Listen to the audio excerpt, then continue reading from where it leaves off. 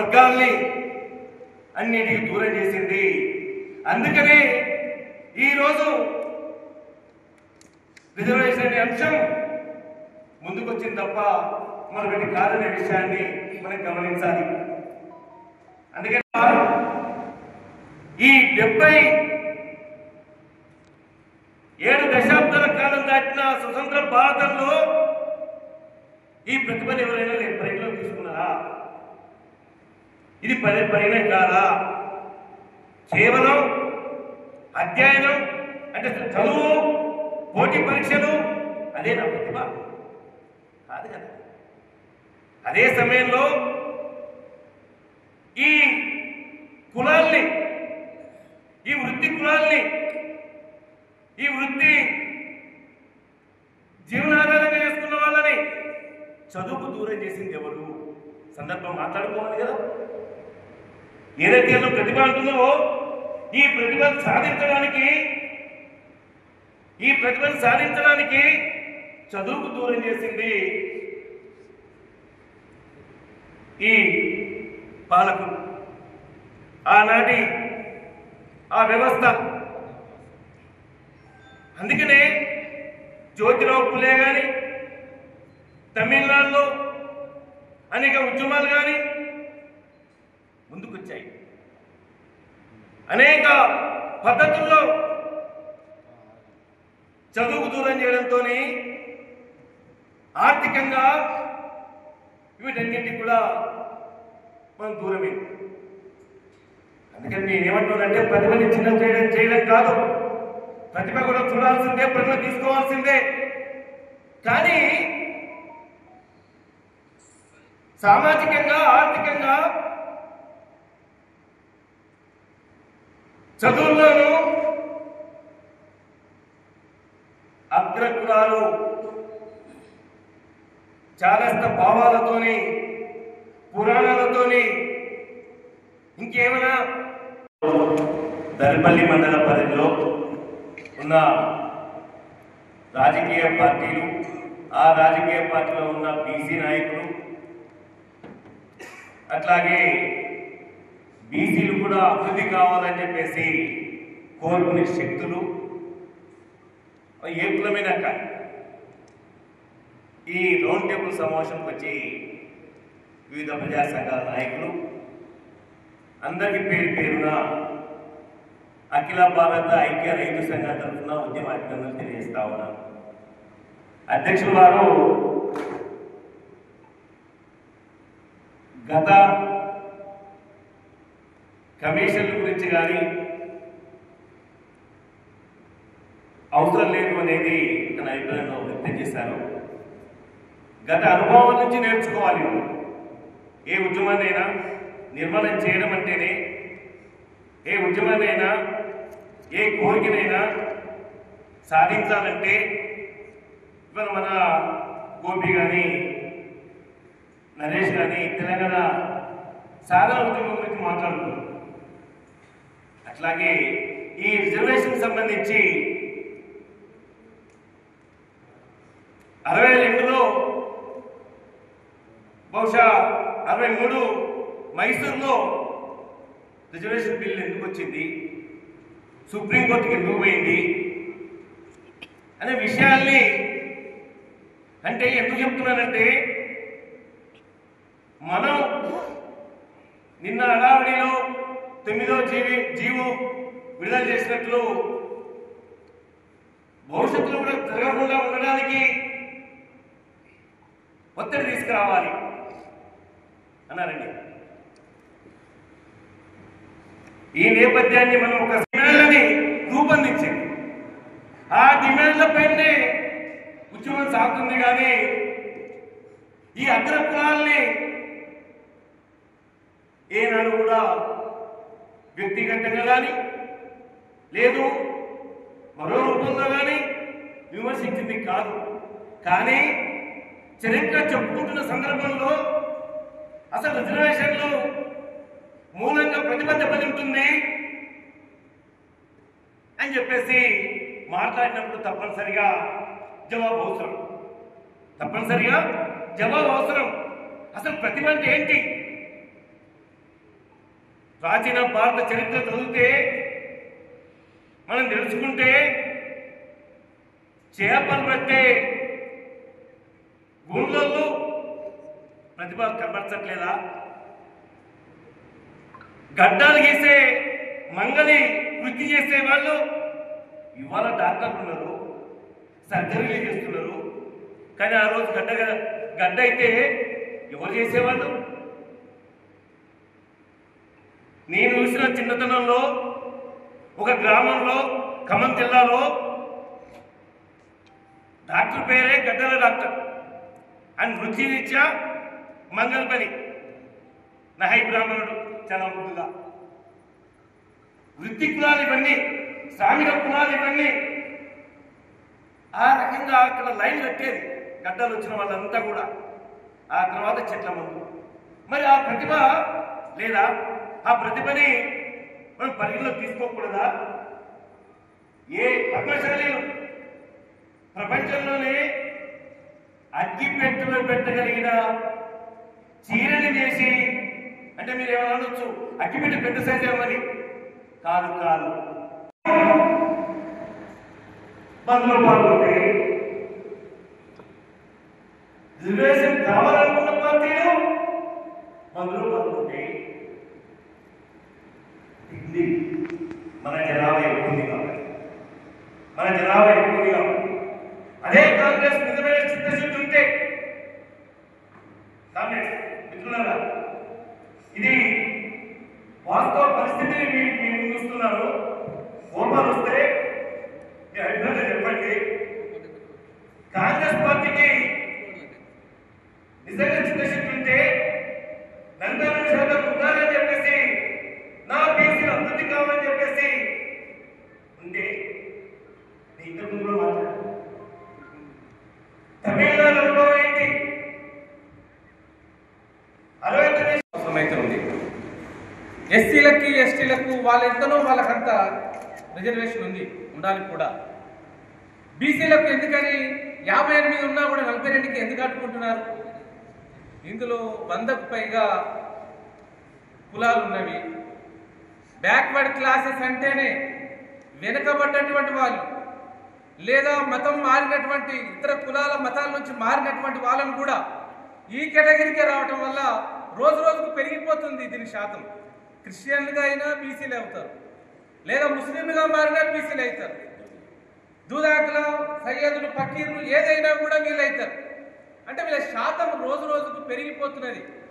దీనికి కారణం ఏమిటి అనేది కూడా ఆలోచించాలి. పార్టీలు ఉంటాయి, పార్టీలకు రాజకీయాలు ఉంటాయి, కానీ ఎన్ని చేసినా బీసీలు ఎందుకు అది ఎదగటం లేదు? వీళ్ళు 42% స్థానిక సంస్థల్లో రిజర్వేషన్ అడిగారు. ఎందులో అడగలేరు పాపం వాళ్ళు. ఇంకా ఉద్యోగ ఉపాధి అవకాశాలు కూడా కాదు విషయం. 27% వీపీ సింగ్ మనకు రిజర్వేషన్ చేస్తే 23% అమలు చేసేందుకే ప్రాణం పోతుంది మనకు. మరి ఇంత అన్యాయం గురైతులు ఎందుకని ఐక్యత కావటం లేదంటే, మనం అనేక కులాలుగా విభజించబడి ఉన్నాం. వాళ్ళలాగా 1-2 కులాలు అయితేనేమో ఏదో ఒక రకంగా ఒక లీడర్ను పుట్టుకొచ్చి ఇదిరా అని మాట్లాడితే అయిపోతుండే. ఇందులో అనేక రకాల వ్యత్యాసాలు, జీవన పరిణామానికి సంబంధించిన విషయం కానీ, లేదా బతుకుతున్నటువంటి గత బతుకులు కానీ మనల్ని ఒక దగ్గర ఉండనీయకుండా చేస్తున్నటువంటి స్థితి ఉన్నది. మేము ఇప్పుడు అన్న చెప్పింది ఏంటంటే, మేము అందరం బీసీలకు అనుకూలంగా అంటున్నాను, కానీ మానసికంగా ఒప్పుకోవడానికి చాలా కష్టమవుతుంది. అది అందరం ఒకటైన సంగతి చాలా కష్టమవుతుంది. అందరం ఒకటంటే అర్థం ఏమిటి? నువ్వు నేను అందరం ఒకటే అంటే మన మస్తిష్కం ఒప్పుకోదు, మన మస్తిష్కం మన మెదడు ఒప్పుకోదు. ఒప్పుకున్నట్టు నటిస్తాం అంతే. నేను హయ్యర్ క్యాస్ట్లో ఉండేటటువంటి వాడు ఒకటంటే రాజ్యాంగం చెప్పింది కాబట్టి ఒకటి అంటాడు, కానీ వాడు ఒప్పుకోడు, మన మనసు ఒప్పుకోదు. మనం బీసీలు ఎస్సీలతో సమానం అంటే మనం ఒప్పుకోము. ఇది తరతరాలుగా వస్తున్నటువంటి విషయము. ఇది ప్రాక్టీస్లో రావాలి. గత మేనిఫెస్టో లోపల మేము బీసీలకు 42% ఇస్తామనేటువంటి ఏదైతే వాగ్దానం చేసిండ్రో దానికి కట్టుబడి ఉండి ఈరోజు రాష్ట్రం లోపల కులగణన సర్వే చేసి 56% బీసీలు ఉన్నారు కాబట్టి వాళ్ళకి ఖచ్చితంగా 42% కావాల్సిందే అనే విధి విధానాలతోని ఒక రూపకల్పన రేవంత్ రెడ్డి గారి సారథ్యంలో జరిగినటువంటి కార్యక్రమం. లేకుండా మనకు ఎవరికి యాదికి లేదు. ఇది 42% మనకు కావాలనేటువంటి ఆలోచన ఎవరికి రాలేదు. కేవలం అక్కడి నుంచి స్టార్ట్ అయింది. మరి తప్పిదం ఎక్కడ జరిగింది? అతను చేసే కార్యక్రమాలన్నీ కూడా చేసిండు. అతను చేసేటువంటి ఆర్డినెన్స్ని చేసిండు. అతను తీసుకొచ్చే జీవోని తీసుకొచ్చిండు. ఆర్డినెన్స్ను గవర్నర్కు పంపించిండు. మరి ఇది ఎవరు చెయ్యాలా? ప్రభాకర్ అన్నట్లు అన్ని పార్టీలు బీసీలకు కావాలని 42%. మరి లోపం ఎక్కడున్నది? లోపం ఎక్కడుంటుందంటే అధికారం దగ్గరనే ఉంటుంది. ఎవరు ఏ పని చేయాలో ఆ పని చేస్తేనే సక్సెస్ అవుతుంది, కానీ వేరేవాడు చేస్తే సక్సెస్ కాదు. హెడ్ మాస్టర్ సంతకం పెడితేనే నడుస్తుంది, కానీ స్కూల్ అసిస్టెంట్ సంతకం పెడితే నడుస్తుందా? అది నడిచే సమస్యనే లేదు. కాబట్టి ఇది ఎక్కడ జరగాల అంటే 9th షెడ్యూల్ అనేటువంటిది పార్లమెంట్ యొక్క ఆమోదం ఉంటేనే జరిగేటువంటి సమస్య. మనం కంపేర్ చేసుకుంటాం. ఈరోజు మరి అక్కడ ఉండేటువంటి తమిళనాడు లోపల 69% ఎట్లా వచ్చింది, మరి మనకేమో ఎందుకు అట్లా వస్తున్నది అనేటువంటి విషయాన్ని మనం కంపేర్ చేసుకుంటాం. ఇక్కడ కంపేర్ చేసుకున్నప్పుడు అప్పుడున్న ప్రభుత్వం కావచ్చు, అప్పుడున్న పాలకులు కావచ్చు, అప్పుడు పార్లమెంట్ యొక్క ఆమోదం పొందింది కాబట్టి అందుకోసం వాళ్ళకి 69% ఉన్నది. మరి ఇప్పుడు మనకెందుకు ఆ ఆమోదం లభించడం లేదు? గైడ్లైన్స్ ఇచ్చి వదిలేసింది, అది అమలు చేస్తుంది. అదే విషయం మన తెలంగాణకు వస్తే మరి 42% రిజర్వేషన్ బిల్లు పెట్టినప్పుడు అది యాక్చువల్గా మనందరికీ వెళ్ళాలా? డ్రామాలు వద్దు, రాజకీయంగా కూడా డ్రామాలు వద్దు, మేము కూడా డ్రామా చేయాలి. ఫస్ట్ పార్లమెంట్లో చర్చ జరిగి ఆమోదం పొందిన తర్వాత రాష్ట్రపతి దగ్గరికి పోవాలి. పోయిందా? పోలేదు. తమిళనాడులో 69% అమలు చేయడానికి కారణం ఫస్ట్ పార్లమెంట్లో ఆమోదం పొందిన తర్వాత రాష్ట్రపతి దగ్గరికి పోయింది. ఇది లైన్. రాజ్యాంగ అంశాలు, మౌలిక అంశాలు, చట్టపరమైన అంశాలు మూడేసి ఉంటాయి. బీసీ రిజర్వేషన్ రావాలని అందరం అంటున్నాం. అది చాలా కష్టమైన పని. ఎందుకు? ఫస్ట్ తోవని సాఫ్ చేసుకుంటూ వెళ్తాం. మనం ఐక్యంగా ఉందాం, కమిటీని ఏర్పాటు చేద్దాం, ఉద్యమాలు చేద్దాం, ఈ ప్రభుత్వాలను మెడల్ వస్తాం. బీజేపీ అయినా కాంగ్రెస్. కానీ అసలు వాళ్ళ ముందు పెట్టుకొని ఎక్కడో మనం అడిగేద్దామంటే చాలా కష్టమైన పని. ఎందుకంటే తెలంగాణ అంశం కంటే కూడా ఇది చాలా కష్టమైన పని. ఎందుకంటున్నామంటే భారతదేశంలో ఉన్న రాష్ట్రాలు అన్ని రాష్ట్రాల కంటే భిన్నమైంది తెలంగాణ. ఎందుకంటే మొట్టమొదటి తెలంగాణ రాష్ట్రం కాబట్టి దానికే అంత కష్టమైంది. కానీ బీసీల రిజర్వేషన్ అమలు చేయాలంటే ఒక్కొక్క రాష్ట్రంలో ఒక్కొక్క కులం బీసీలలో ఉన్నారు, కొన్ని కులాలు ఎస్సీలో ఉంటే ఎస్టీలలో ఉన్నారు. ఈ రకంగా తారుమారు ఉన్నాయి. కాబట్టి కేంద్ర ప్రభుత్వం ఏంటంటే రాజ్యాంగపరమైన అంశాలను దృష్టిలో తీసుకొని దానికి కోర్టులు ఉంటాయి. రాజ్యాంగపరమైనటువంటి స్థానంలో ఉన్నటువంటి రాష్ట్రపతి, గవర్నర్లు కూడా వాళ్ళ కోర్టు ఉంటాయి. అయితే ఇక్కడ చేసిన గమ్మత్ ఏంటంటే సంజయ్ గారు మేము పార్లమెంట్లో మేము బిల్లు పాస్ కానియమని చెప్పారు. అది రాజకీయ అంశం, రాజకీయ విమర్శ, దాన్ని పక్క పెట్టారు, అది అవసరం లేదు. రెండవది, పార్లమెంట్లో ఇది ఏదైతే ఉందో రాష్ట్ర అధ్యక్షులు ఎవరికి ఇచ్చారని అన్నారు. అది కూడా ఒక పార్టీ అంతర్గత విషయం, అది వదిలేదు. ముఖ్యంగా ఏం కావాలా? బీజేపీ పార్టీ కేంద్రంలో ఉన్నది, మరి బీసీలకు ఏం చెప్తుంది? దీని మీద మాట్లాడాలి. ఏం చేస్తుంది? మీ అందరికి తెలుసు, ఇక్కడ అందరు మేధావులు ఉన్నారు, కాన్స్టిట్యూషన్ తెలిసిన వాళ్ళు ఉన్నారు. ఇప్పటిదాకా కాన్స్టిట్యూషన్ 9 గురించి మాట్లాడారు. కె కృష్ణమూర్తి కాన్స్టిట్యూషన్ కమిటీ వేసినప్పుడు 1992 సుప్రీంకోర్టులో కేసు వేసింది. 50% కంటే మించి రిజర్వేషన్లు వాడకూడదు. ఎట్లా వాడుతున్నప్పుడు సుప్రీంకోర్టు అదే టైంలో తమిళనాడు గవర్నమెంట్ షెడ్యూల్ 9లో చేర్చి ఈ యొక్క రిజర్వేషన్లు 69% ఇప్పటికి కూడా అమలు చేస్తుంది. కానీ ఆ రాష్ట్రంలో ఉన్నటువంటి ఈ ఏవైతే రిజర్వేషన్లు ఉన్నాయో దానికి మించినటువంటి రిజర్వేషన్లు 69%కి ఎప్పుడైతే తీసుకొచ్చారో ఆ రిజర్వేషన్లకు కొన్ని లిమిటేషన్ ఉన్నాయి. అప్పుడు సుప్రీంకోర్టులో మళ్ళీ కేసేసారు రివ్యూ. వీళ్ళు ఎట్లా 69 అమలు చేయొచ్చు అని వేసినప్పుడు ఇప్పటికి కూడా సంపూర్ణమైనటువంటి తీర్పు రాలేదు. కొన్ని గైడ్లైన్స్ వేసింది సుప్రీంకోర్టు. ఏం చేసింది, ఎప్పుడైతే ఈ ఎక్కువ అదనంగా రిజర్వేషన్లు పెట్టారో వాటిని మీరు అమలు చేసుకునే మీకు హక్కు ఉంది, రాష్ట్రాలకు హక్కు ఉంది, మీరు చేసుకోవచ్చు. కానీ ఎస్సీలకు ఉన్నటువంటి రిజర్వేషన్లు పూర్తిగా వాడుకోవచ్చు, ఎస్టీలకు ఉన్నటువంటి పూర్తిగా వాడుకోవచ్చు. కానీ బీసీలు మాత్రము ఈ అదనంగా ఉన్నటువంటి రిజర్వేషన్లు 8 లక్షల ఆదాయం, సంవత్సర ఆదాయము మించితే వాళ్ళు వాడుకోరాదు. ఇప్పుడు కూడా ఈ వాదాలు పెట్టుకొని మన ఉద్యమాన్ని పక్కదారి పట్టించుకునే ప్రయత్నం మనం చేయకు దయచేసి. ఇంకో విషయం ఏంటంటే ఈ జేఏసీ యొక్క ముఖ్య ఉద్దేశం సిరికొండ ఏదైతే ఉన్నదో ఈ రోజు కాదు ఈ ఉద్యమాలకు, ఇది ఉద్యమకారులను అందించిన మండలం ఇది. ఈ సిరికొండ అయితే దరిపల్లి అయితే ఇందల్వ అయితే డిచ్పల్లి అయితే అంటే ఇక్కడ కొన్ని చాలా మటుకు నిజామాబాద్ జిల్లానే ఉద్యమాలకు పెట్టింది పేరు. 100 మంది కాదు 1000 మంది కూడా ఇక్కడికి రావాలనంటే ఇంటికడ చెప్పేస్తుంది. వార్తలు చూసుకుంటూ ఉంటూ నేను వాళ్ళ పాలనతో వస్తాను, నా సాగుతో వస్తున్నాను. అంతటి తీవ్రతరమైన ఉద్యమకారులు ఉన్న ప్రాంతం ఇది. మరి ఈ రోజు ఏమైంది, మనం ఇంతమంది నుండి 50-60% నుండి మనల్ని నాయకులుగా తయారు చేసుకోలేకపోతున్నాం. ఇలా రాబోయేది మనం 42% ఏదైతే స్థానిక సంస్థలు అంటున్నామో అగ్రవర్ణాల ఉద్దేశం ఏంటి, వీళ్ళకి 42% మనం ఇస్తే ఇప్పుడు 27% ఉంటేనే 50% దాటి స్థానిక సంస్థల సర్పంచులు ఎంపీడీసు. ఇప్పుడు ప్రజెంట్ మనకి 50% కంటే ఎక్కువ సర్పంచులు ఎంపీడీసులు. ఒకవేళ 42% ఇచ్చిన మనకు వీళ్ళు ఒకసారి సర్పంచ్, ఎంపీటీసీ, ఎంపీపీ, జెడ్పీటీసీ దీనికి అధికారానికి సేపడితే రేపు పొద్దుగల్లా ఈ చట్టసభలలో కూడా మమ్మల్ని సావగొడతారు వీళ్ళు. అందుకే వీళ్ళను ఇక్కడికి ఆపేయాలా, ఈయన గేట్ పెట్టాలని చెప్పేసి పార్టీలన్నీ కూడా ఒక్కడే ఇదంతా మీద ఆడుతున్న నాటకం. నేను కొట్టినట్టు చేస్తాను, మొత్తుకున్నట్టు చేయాలంటే ఏ రాజకీయ పార్టీ కూడా మన బీసీల పొరగా పెట్టింది ఏం లేదు ఇప్పటి వరకు కూడా. ఇలా అన్నగారు చెప్పారు, చాలా మంది సోదరులు చెప్పారు. రేవంత్ రెడ్డి గారు ఆ రోజు కామారెడ్డిలో బీసీ డిక్లరేషన్ చేశారు. ఆ డిక్లరేషన్ ప్రకారం అంటే తను అధికారంలో రావడం చేసిండు, ఆ బీసీల మీద ప్రేమతో చేసిండు, అది సెకండరీ. కానీ ఇచ్చిన మాట ప్రకారం తన వంతు ప్రయత్నం చేసిండు.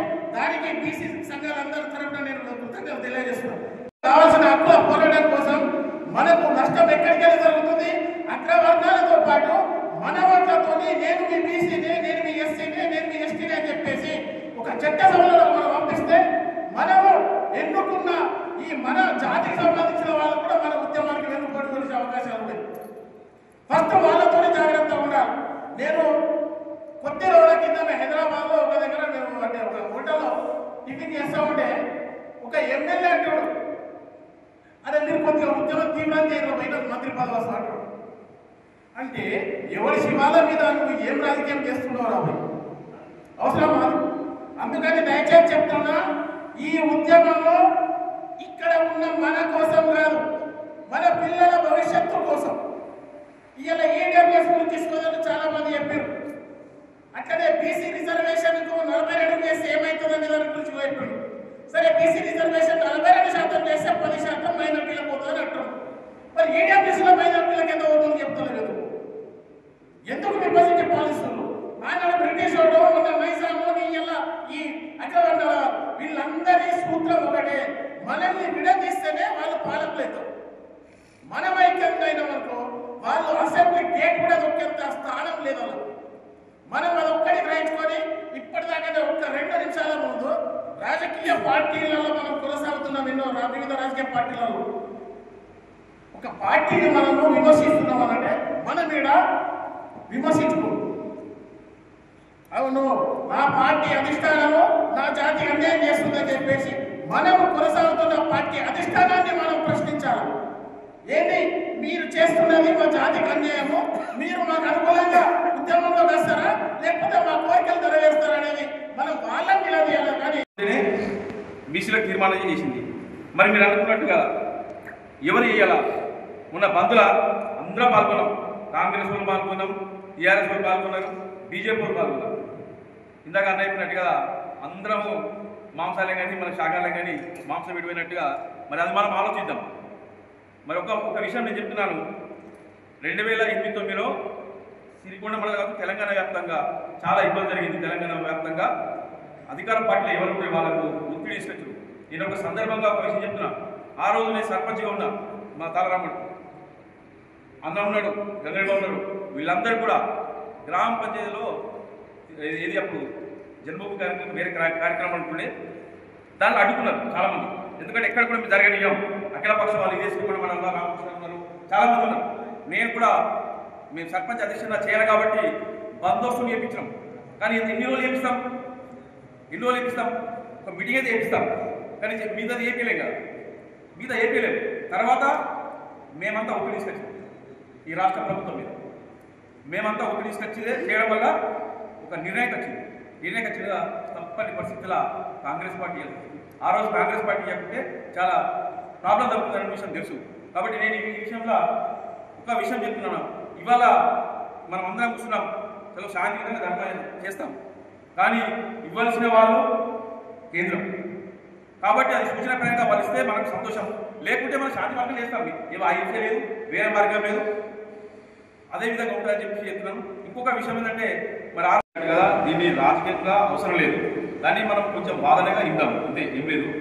దయచేసి కాంగ్రెస్ పార్టీని అంటే గతంలో కూడా రామకృష్ణ గారు చెప్పినట్టుగా మనం పోయే అవసరం లేదు. ఇప్పుడు ఏం చేద్దాం, మీరు రాజశేఖర్ సార్ చెప్పినట్టు కదా కాంగ్రెస్ పార్టీ రాహుల్ గాంధీ గారు దేశముక్తంగా ఈ బీసీ కులగలను నిదానం చేసింది అంటే మనందరూ తెలుసు. దాంట్లో కొంచెం అడ్డుకుంటే ప్రాబ్లం అని చెప్పేసి కేంద్ర మంత్రి బండి సంజయ్ గారు చెప్పారు. సరే దాన్ని వదిలిద్దాం. తర్వాత ఈ మాట కట్టుబడి వాస్తవంగా రేవంత్ రెడ్డి గారే ఇప్పుడు అన్నట్టు కదా అన్నగారు కదా దళితుల పక్షానో మరి చిన్న వర్గాల పక్షానో ప్రభాకర్ ఎట్లున్నాడో మరి ఇప్పుడు మనం ముఖ్యమంత్రి అయిన తర్వాత సరే గతంలో మనం నేను దానిలో పోను, కానీ ఈ బీసీల విషయంలో చిత్తశుద్ధితోని తెలంగాణ అసెంబ్లీలో అందరి సమక్షంలో ప్రతిపక్ష నాయకులు కావచ్చు మరియు బీజేపీ ఉన్నది టీఆర్ఎస్ వాళ్ళు అందరూ ఉన్నారు. ఆ రోజు అర్ధరాత్రి 1:15 సుదీర్ఘంగా అసెంబ్లీ తీర్మానం అయింది, వాదనలు అయిపోయింది. దాని తర్వాత మార్చిలో మన యొక్క బిల్లును పంపించాం ఎవరికి, మన రాష్ట్ర గవర్నర్. మరి సుమారుగా 6 మాసాలు అయిపోయి దగ్గర వస్తుంది. మరి అందులో అందరూ చర్చించారు, అందరూ పాల్గొన్నారు. సరే మొన్న ఎలక్షన్లు కూడా పోయినాం, అంటే ఎలక్షన్లు కూడా పోతే ఆట కూడా కాదు. వాస్తవంగా మన 9వ తారీఖు షెడ్యూల్ ఇచ్చిన దానికి మధ్యలో ఒక రోజు అయిపోయిన తర్వాత 10వ తారీఖున హైకోర్టు మధ్యంతర స్టే ఇచ్చింది. అంటే టైంపాస్ కాదు, మేము ఎందుకు చెప్తున్నామంటే ఆషామాషిగా అంతా ఏదో ఇవ్వడం కాదు, ప్రభుత్వాన్ని కూడా వెళ్ళనే ప్రయత్నించింది. ఎందుకంటే అధికారులు కూడా ఆల్రెడీ ఒక పోలీసు వాళ్ళ చేసిరు, అక్కడ టోటల్గా అంతా ఏర్పాటు చేసుకున్నారు, బందోబస్తు కూడా ఏర్పాటు చేసుకున్నారు. ప్రతి మండలాలకు కూడా వాళ్ళ పని వాళ్ళు చేసుకున్నారు. మరి అప్పుడు 10వ తారీఖు నాడు స్టే రావడం చలో మన బీసీలకు దురదృష్టం కావచ్చు. మరి దాంట్లో ఏదో టైప్ చేయాలనుకుంటే ఆ విధంగా కూడా పోదు. సరే మేము ఒక విషయం అడుగుతున్నాం.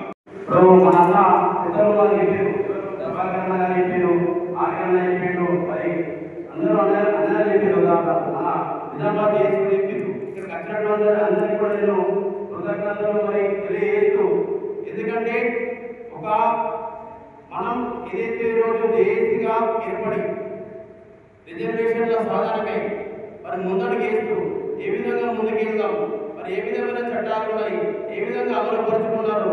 మరి ఈరోజు మరి కాంగ్రెస్ ప్రభుత్వం ఏదైతే ఉన్నదో మన సీఎం రేవంత్ రెడ్డి గారు మరి ఇచ్చిన మాటకు కట్టుబడి మరి కామారెడ్డి సభ ద్వారా మరి బీసీలకు 42% రిజర్వేషన్ సభ పెట్టి మరి ప్రజల్లోకి తీసుకొచ్చి మరి అది పార్లమెంట్లో మన అసెంబ్లీ లోపల సమావేశం లోపల మరి ఒక బిల్లు రూపంలో గవర్నమెంట్ మన గవర్నర్ గారికి పంపిన విషయం అందరికీ తెలిసింది. దాని తర్వాత గవర్నర్ మరి అసెంబ్లీ ఆమోదం పొందాలా, రాష్ట్రపతికి వెళ్ళాలా, అది సాధించుకోవాలా, ఇది అన్ని పనులు మనకు ఉన్నాయి. ఒకటి పార్టీలు వేరు, పార్టీలు వేరైనా మనమంతా ఒకటే, మనమంతా బీసీలో. కాబట్టి మనకు కావాల్సింది ఏదైతే ఉందో తెలంగాణ ఉద్యమం లోపల ఏ విధంగా అందరికీ ఇప్పుడు వరకు వచ్చిన వరకు అవగాహన జరిగింది. ఎందుకంటే వక్తల ద్వారా మనం వివిధ రూపంలో మనం చేసే తిన్నాం కాబట్టి ఇదే విధంగా గ్రామాన మరి బీసీ రిజర్వేషన్లు ఎందుకు కావాలా, సామాజికంగా మరి ఎస్సీ కావచ్చు, ఉదాహరణకు ఎస్టీ కావచ్చు, బీసీ కావచ్చు, మైనార్టీల లోపల కావచ్చు, మరి ఎందుకు వెనుకబడి ఉన్నారు, మరి ఎందుకు విద్యా రంగం లోపల మరి ముందు ఉండలేకపోయారు, పరిపాలన విధానం లోపల ఎందుకు ఉండలేకపోయారు.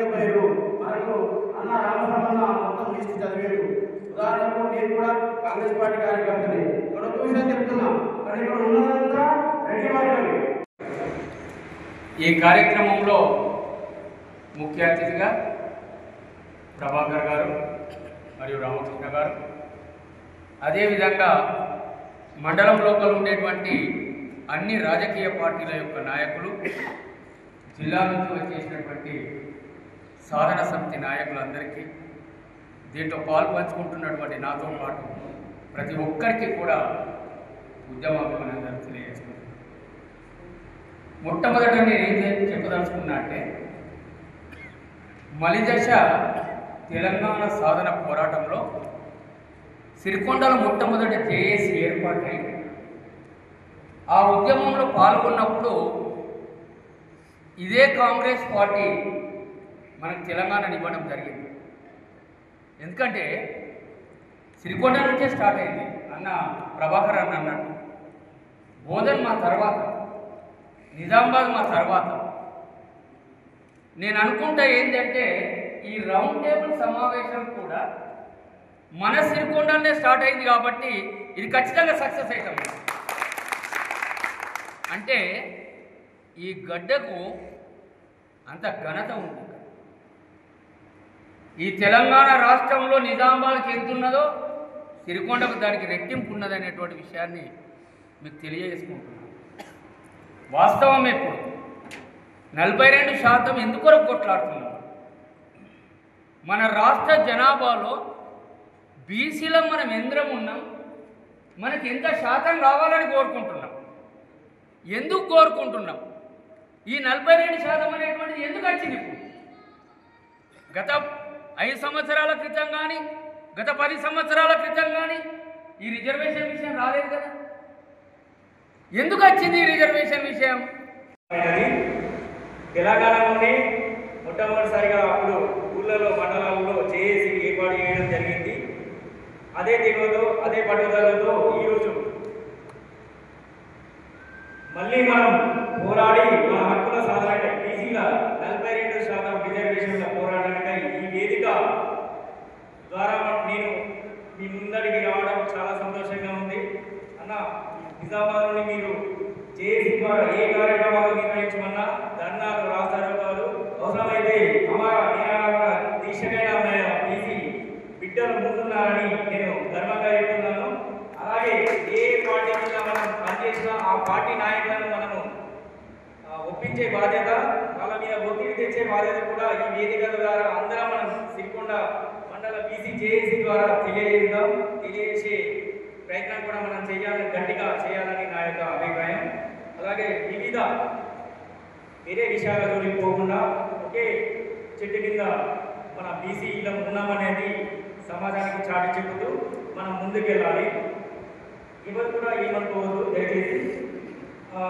మీ అభిప్రాయాలు, సూచనలు అది ఏ విధంగా పాటిస్తాం? గ్రామాన అప్పుడు ఎలానైతే మనం తెలంగాణ ఉద్యమంలో గ్రామానికి తీసుకెళ్ళినామో బీసీల ఉద్యమాన్ని కూడా అదే విధంగా తీసుకుపోయి నేషనల్ హైవే లాంటి మరియు హైదరాబాద్ లాంటి ప్రదేశాల కార్యాలయం ముట్టడి లాంటివి చేస్తే బాగుంటుందని నేను సభాముఖంగా మిమ్మల్ని కోరుకోవడం జరుగుతుంది. అలాగే డాక్టర్ కూడా ఇక్కడికి వచ్చిన వాళ్ళు మీ అభిప్రాయాలను, సూచనలను మేము స్వీకరించి రాబోయే కాలంలో మనం ఎలాంటి కార్యక్రమాలు నిర్వహిస్తామో మీరు తెలియపరచగా కోరుకుంటున్నాం అనేటువంటి విషయాన్ని మనం గమనించాలా. ముఖ్యంగా ఇక్కడ తారతమ్యం అనేటువంటిది ఎక్కడ వస్తున్నది అనేటువంటిది బీసీలో మనం ఇంతమంది ఉండి కూడా చట్టాన్ని సవరించలేకపోతున్నాం. కాబట్టి మనం చట్టంలోకి పోవాలా. చట్టంలోకి పోయినట్లయితే మనమే దాన్ని సవరించుకోవచ్చు. మనకు లేదా సత్తా. ఈరోజు ఒక ఊరు లోపల ఒక బీసీ నాయకుడు, ఒక ఓసీ నాయకుడు నిలబడితే ఓసీగా మనం ఓట్లేస్తాం, బీసీని అనగదొక్కేస్తాం. ఇది మన యొక్క ఔదార్యం, ఇది మన యొక్క చాకచక్యం. 4% ఉండేవాళ్ళు పాలకులు అవుతారు, 56% ఉండేటువంటి వాళ్ళు సేవకులు అవుతున్నారు. అందుకోసమే మన పరిస్థితి ఈ విధంగా జరుగుతుంది. కాబట్టి అవేర్నెస్ అనేటువంటిది తప్పకుండా జరగాలి. బీసీలం ఐక్యం కావాలి. అప్పుడు తెలంగాణ ఉద్యమం అప్పుడైతే ఈ విధంగా సకల జనుల సమ్మె ఎట్లా జరిగిందో, వంట వార్పు ఎట్లా జరిగిందో, రస్తా రోగం ఎట్లా జరిగిందో, దిగ్బంధం ఎట్లా జరిగిందో, ఇప్పుడు బీసీల కొరకు కూడా అదే ఉద్యమాన్ని చేపట్టాలా. ఈరోజు నేను ఉద్యోగస్తుడిని అయినా కూడా నేను ఒక బీసీ వ్యక్తిని కాబట్టి నాకుండే ప్రేమానుతోని ఈ రౌండ్ టేబుల్ సమావేశానికి హాజరు కావడం జరిగింది. ఎందుకంటే మనం అందరం కూడా ఏకం కావాల్సినటువంటి అవసరం ఉన్నది. ఇప్పుడు డాక్టర్ బాబాసాహెబ్ అంబేద్కర్ చెప్పిండు ఒకటే మాట, ఫస్ట్ నువ్వు ఎడ్యుకేట్ చేయు, జనాలను ఎడ్యుకేట్ చేయు. దేని మీద ఎడ్యుకేట్ చేయాలి? మనకు బీసీలకు ఇంతమంది ఉన్నాం, ఇంత శాతం మనకు అవసరము అని ఎడ్యుకేటెడ్ చేయాలా. ఎడ్యుకేట్ చేసిన తర్వాత వాళ్ళందరినీ సమీకరించాలి ఒక దగ్గరికి, అప్పుడు పోరాటం స్టార్ట్ చేయాలి. అది అంబేద్కర్ చెప్పినటువంటి విధి. కొంచెం బాగుంటుంది. మొత్తం మీద అయితే మా బీజేపీ పార్టీ తరఫున ఒక బీసీ నాయకుడిగా బీసీల 42% సాధించుకోవడం కోసం మీతో పాటు కలిసి నడుస్తాం. అవసరమైతే కంట్రోల్. ఇది చెప్పబోయే ముందు కొన్ని విషయాలు, ఈరోజు ఎట్లా ఈ అవకాశం వచ్చింది కాబట్టి మనం తొలి అడుగు వేసినాం కాబట్టి కన్మషం లేకుండా అన్ని పార్టీలలో ఎవరి మనసులో ఏ భేదం లేకుండా కడిగేసుకుంటాం ఫస్ట్. ఇది నా మీరు మాట్లాడేటప్పుడు కాంగ్రెస్ వాళ్ళు కానీ వాళ్ళ అభిప్రాయాలు చెప్పండి. ఈ రోజు నుండి ఎటువంటి భేదాలు లేకుండా కన్మషం లేకుండా ఎవరి అభిప్రాయాలను చెప్పచ్చు. ముఖ్యంగా ఏం జరిగిందంటే సమావేశం అంతా అయితే మా మీద తుపాకీ పెట్టి కాల్చడం జరిగింది. కాబట్టి దానికి సమాధానం చెప్పాల్సినటువంటి బాధ్యత మా పైన ఉంది. అంతకుముందే మొట్టమొదటి ఏం చెప్పినంటే బీసీ ఐక్యత కోసం, బీసీల రిజర్వేషన్ కోసం మా కండోలు పక్కకు పెట్టి మేము అంటే ఉద్యమాల గడ్డ ఎంతో మంది అమరవీరులు హక్కుల కోసం పోరాడిన గడ్డ కాబట్టి ఇక్కడ నుంచే రౌండ్ టేబుల్ సమావేశం ఏర్పాటు చేయాలనే ఉద్దేశంతో మన నిజామాబాద్ జేఎస్సీ వారికి సంప్రదించడం జరిగింది.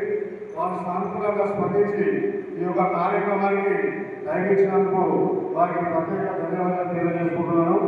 అలాగే మరి ప్రభాకర్ గారికి కూడా పెద్దలు అడిగినందుకు అందమైన దయచేసినందుకు కూడా ఆ వారికి కూడా ప్రత్యేకంగా ధన్యవాదాలు తెలియజేసుకుంటూ, మరియు ఈ కార్యక్రమానికి వచ్చినటువంటి కాంగ్రెస్ పార్టీ అధ్యక్షులు అరవింద్ గారికి మరియు ఆర్గాన గారికి మరియు రాష్ట్ర పోలీసు కార్యదర్శి బాగా సంఘ గారికి మరియు